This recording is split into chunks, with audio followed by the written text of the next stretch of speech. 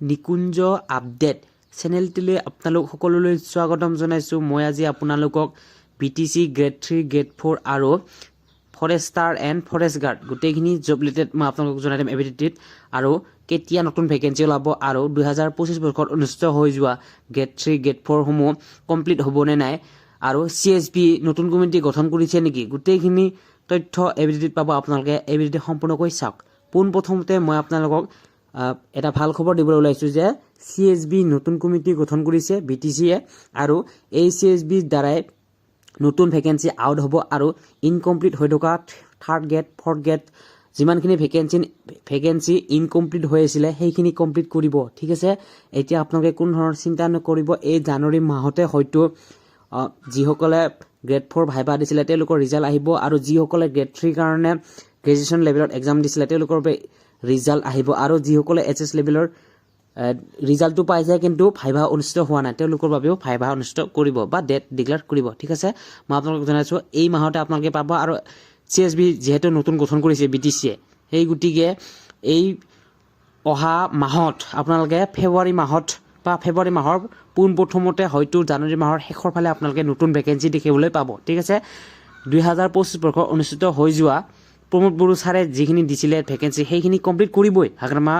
ছাৰে। ঠিক আছে, সেইখিনি কমপ্লিট কৰাৰ লগতে নতুন ভেকেঞ্চিও ওলাব। ঠিক আছে, আপোনালোকে কোনো ধৰণৰ চিন্তা নকৰিব।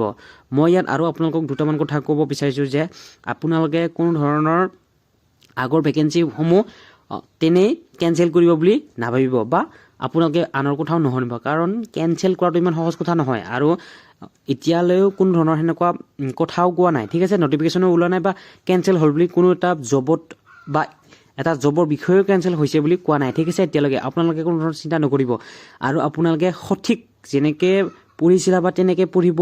যদি বিচাৰিছে আপোনালোকে পঢ়িব, নতুন ভেকেঞ্চি ওলাব আৰু যিসকলৰ ভাইভা অনুষ্ঠিত হ'বলৈ বাকী আছে তেওঁলোকতো হ'বই আৰু যিসকলৰ ভাইভা অনুষ্ঠিত হৈ গ'ল কেৱল ৰিজাল্ট দিব বাকী আছে তেওঁলোককতো ৰিজাল্ট দিবই।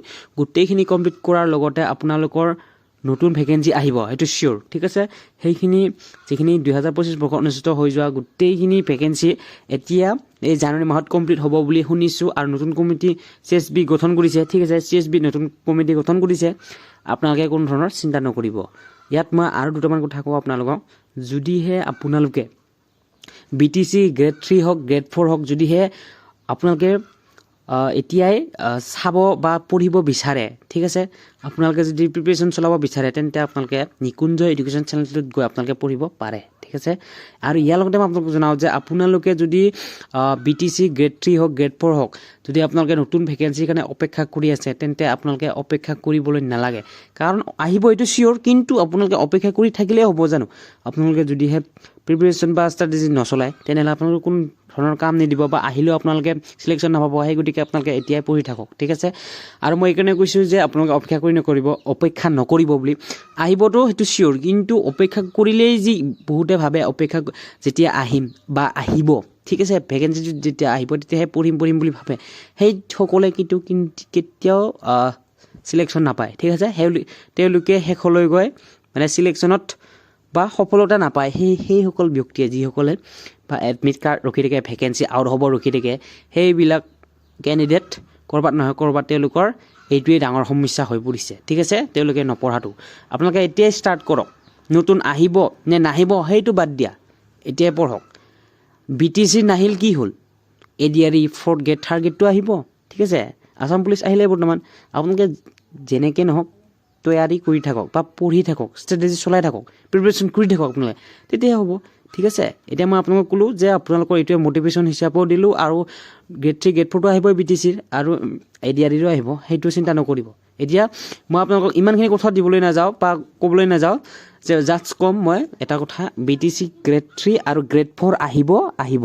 ঠিক আছে, আৰু 2025 বৰ্ষত অনুষ্ঠিত হৈ যোৱা সেইখিনি জব কমপ্লিট কৰিব। ঠিক আছে, আপোনালোকে নিশ্চয় এবিলিটিৰ পৰা উপকৃত হৈছে আৰু ভাল পাইছে।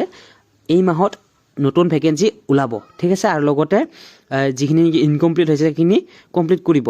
নিশ্চয় 2-1 দিনৰ ভিতৰত আপোনালোকে নটিফিকেশ্যনটো পায়ে যাব। ঠিক আছে, ভিডিঅ'টো ভাল পালে লাইক কমেণ্ট শ্বেয়াৰ কৰিবলৈ একেবাৰে নাপাহৰিব আৰু যদিহে মোৰ চেনেলটোত পোনপ্ৰথমবাৰ আহিছে তেনেহ'লে ছাবস্ক্ৰাইব কৰিবলৈ একেবাৰে নাপাহৰিব।